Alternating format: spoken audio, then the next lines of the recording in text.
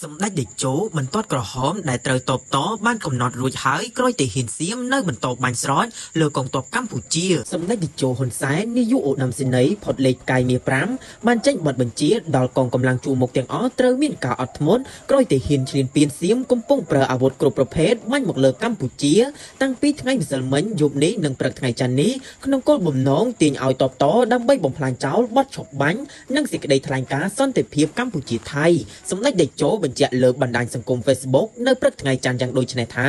បន្ទាត់ក្រហមដែលត្រូវបានតបតបានកំណត់រួចហើយសូមមេបញ្ជាការគ្រប់ជាន់ថ្នាក់អប់រំបងប្អូននីតិហ៊ានពលទាហានយល់ដឹងគ្រប់គ្នាសូមអាជ្ញាធរគ្រប់គ្រងជាន់ថ្នាក់ខិតខំជួយដល់ប្រជាជនដែលភៀសសឹកចេញពីតំបន់គ្រោះថ្នាក់មកកាន់តំបន់មានសុវត្ថិភាពសម្ដេចតេជោហ៊ុនសែនថ្លែងថាសម្ដេចបានលុបចោលកម្មវិធីការងារផ្សេងទាំងអស់ទៀតហើយដើម្បីមករួមជាមួយនាយករដ្ឋមន្ត្រីបញ្ជាលើកម្លាំងប្រដាប់អាវុធទប់ទល់ជាមួយការឈ្លានពានសូមការយោគយល់ពីភ្ញៀវជាតិនិងអន្តរជាតិដែលមិនបានជួបសម្ដេចបានទន្ទឹមនឹងនេះសម្ដេចតេជោបានស្នើសុំកីឡាករកីឡាការិនីដែលទៅចូលរួមប្រកួតSEA Gamesលើកទី33នៅប្រទេសថៃចូលរួមការប្រកួតជាធម្មតា